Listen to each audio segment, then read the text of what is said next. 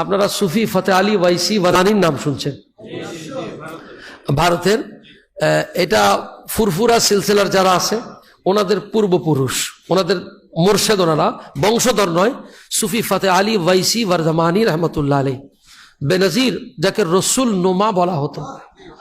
এই কলকাতায় গেলে মানিকতলায় ওনার মাজার আছে।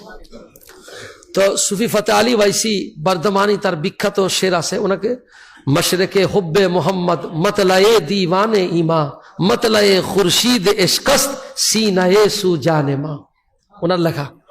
তো সুফি ফতে আলী ওয়াইসি বর্ধমানি রহমতুল্লাহ আলাই নবীর প্রেমে এমন বিভোর হয়ে গেলেন, উনি দুরূদ শরীফ পড়তে পড়তে এমন অবস্থা হয়ে গেল যে হুজুর সাল্লাল্লাহু আলাইহি ওয়াসাল্লামের সাথে দিদার হয়ে গেল।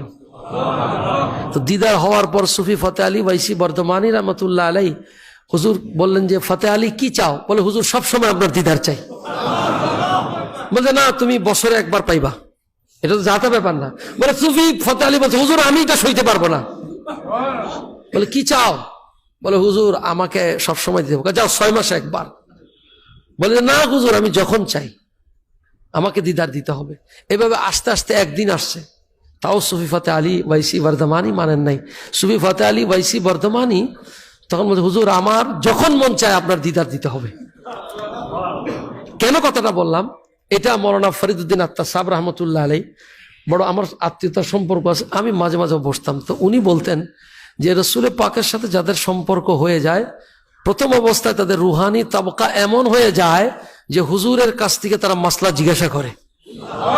বড় করে বলেন না সুবহানাল্লাহ। কেন বললাম? সুফি ফতে আলী ওয়াইসি বর্ধমানি ওরা কলকাতা মানিকতলা যাবেন, এখন তো ওরা হিন্দুরা ওখানে ওই পাশে ইয়া করে ফেলছে। তো ওখানে সুফি ফতে আলী ওয়াইসি বর্ধমানি ওনার এখানে বৈশা বৈশা উনি এই রিয়াজত করেন। কলকাতা আলিয়া মাদ্রাসার তদানীন্তন মুহাদ্দিস মৌলানা বেলায়েত হোসেন সাহেব, যার নাম ছিল শামসুল ওলামা, ব্রিটিশ গভর্নমেন্ট তাকে লকব দিছে শামসুল ওলামা। আমি কেন কথাটা বললাম না, শামসুল ওলামা মানে হলো ওলামাদের সূর্য, শামস। এত বড় আলেম উনি হলেন তখন কলকাতার হেড মুহাদ্দিস, কলকাতা আলিয়া মাদ্রাসার কি ছেলেরা ওনার ছাত্র। পড়াশোনা কইরা ছেলেরা কথা বলতে বলতে চাইতেছে শামসুল ওলামা মাওলানা বেলায়েত সাহেব আজকে এই হাদিসের তাকরার করছেন, এই হাদিসের এই ব্যাখ্যা করছেন, এই ব্যাখ্যা করছেন, করতে দিচ্ছে। তো সুফি ফতে আলী ওয়াইসি বর্ধমানি বসা, বলে ডাকছে এ বাবা একটু এদিকে আসো। বলে কি? বলে বাবা তোমরা যে কথা বললা কি কথা বললা? বলছে আমরা মাদ্রাসায় আমাদের ওস্তাদে পড়াইছে এই হাদিসের এই তাকরার, এই অবস্থা, তাকরার মানে ব্যাখ্যা, এরকম এরকম এরকম। বাবা আমার একটু হাদিসটা শোনাও। তুমি হাদিস কি বুঝবা বলো? বলছে বাবা এটা নবীর হাদিস না। তো এখন পোলাপান বুঝবান বয়স না, ফকিরগিরি করো, এই করো, কোনি দিম মাইর দিম করছে। বলে বাবা আমি বলছি তুমি যাও। তো পরের দিন ছেলেরা ক্লাসে আসছে, আয়েশা বলতেছে হুজুর আপনি তো পড়াইছেন, হাদিস বলছেন। একজনে কয় হাদিস না। শামসুল ওলামা ব্রিটিশ গভর্নমেন্ট যারা লকব দিছে, উনি খেপে গেছে। আমি শামসুল ওলামা ব্রিটিশ গভর্নমেন্ট দিছে, আর তাও কি সলিমুদ্দিন মাদ্রাসায় আলিয়া তদানীন্তন সময়ের হেড মুহাদ্দিস। আমি তোমাদেরকে পড়াইলাম। বলে হুজুর আমরা তো কই নাই, ওই যে মানিকতলা যাইতে এক ফকির আছে বসে থাকে, এর কাছে অনেক লোকজন আসে যায় দেখি, এই লোকে কইছে। তো সুফি ফতে আলী ওয়াইসি বর্ধমানি এই কথা বলছে, তখন সুফি ফতে আলীর নাম এত প্রকাশ হয়নি। লোকজন যায়, তাসাউফের শিক্ষা হয়, মোরাকাবা হয়, মুশাহাদা হয়, জিকির মাহফিল হয়, মিলাদ কিয়াম হয়। তো উনি শামসুল ওলামা মাওলানা বেলায়েত সাহেব উনি কইল আজকে একটা ফকিরের ঠিক মতো ডাক দিতে হবে, শায়েস্তা করতে হবে, চল তোরা চল। উনি গেছে যে মাওলানা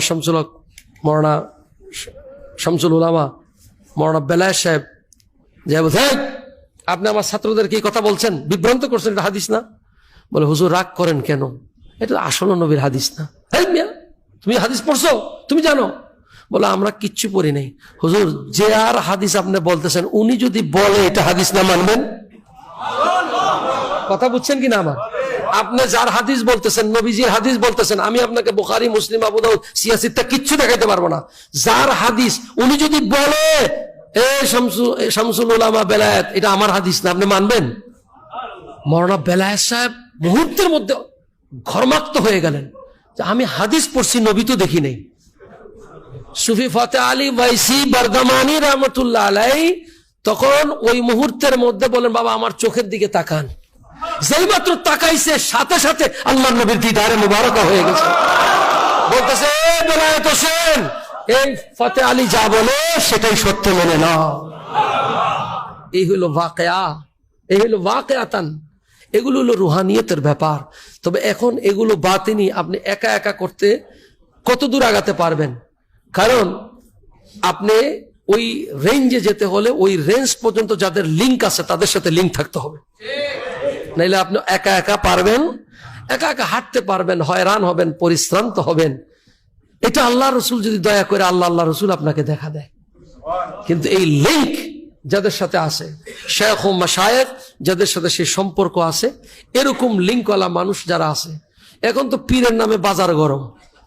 হ্যাঁ, নমাজ নাই, রোজা নাই, মোরাকাবা নাই, মোশাহাদা নাই, সাইনবোর্ডে খালি পীর সাহেবের 17 লাইন খালি লকব, ভিতরে কিছুই নেই। আমাদের হিন্দুস্তান হুজুর কে বলতেন, পীর কি বাজার বহুত গরম হ্যায় মগর মারিফত কি ময়দান পুরে খালি হ্যায়। এগুলো কোনো বাতিনি অনেক বিষয়, আমি অনেক কথা বললাম, আরো অনেক কথা আছে ওলি আল্লাহ বুজুর্গ। অন্য সময় যদি সুযোগ হয়, এগুলো আপনি না শুনলে মজা বুঝবেন না। কাকে বলে বাসা, কি প্রেম, কি ভালোবাসা, কত কি, এটা কল্পনার বাইরে। আল্লাহর ওলিদের এই অবস্থা মাকাম কল্পনার বাইরে। হ্যাঁ, তারাই উপলব্ধিটা বুঝে যাদের মধ্যে সেই ধরনের চর্চা আছে। সর্বশেষ ফাইনাল কথা হচ্ছে এটাই যে আপনারা এই চর্চা করতে হলে প্রথমত আল্লাহ রসুল সাল্লাল্লাহু আলাইহি ওয়াসাল্লামের সাথে ইশক ও মহব্বত আকীদা দেখা যায় না, এই কথা আমি বলছি না। এই লিঙ্কটা হচ্ছে সবচেয়ে সহজ। দুনিয়াতে আপনি ওই সচিবালয়ে ঢুকতে হইলো কি লাগে, পাশ পড়ান লাগে। ঠিক এমনি ভাবে মদিনার দরবারও সচিবালয় খোদার দরবারের। সেই বা তিনি নিসবত যাদের সাথে আসা যাওয়া আছে, একটু পাশ লাগলেই কপাল খুলে যাবে। সর্বশেষ পেগাম হচ্ছে বেশি বেশি দুরূদ শরীফ পড়েন এবং আকীদা মোহাব্বত ভালোবাসা নিয়ে পড়েন। আল্লাহ রাসূল সাল্লাল্লাহু আলাইহি ওয়াসাল্লামের দিদার একদিন না একদিন হয়ে যাবে। আকীদা সহি রাখতে হবে, মোহাব্বত রাখতে হবে, বেপানা মোহাব্বত। এই অন্তর আল্লাহ তাআলা তৈরি করে দিক। আমি কামা আরসালনা ফিকুম রাসূলান পর্যন্ত আলোচনা করেছিলাম, এরপর আর আগাতে পারলাম না। আল্লাহ অন্য সময় কথা বলার তৌফিক দিলে কথা বলবো। ওয়া মা আলাইনা ইল্লাল বালাগ। আসসালামু আলাইকুম ওয়া রাহমাতুল্লাহি ওয়া বারাকাতুহু।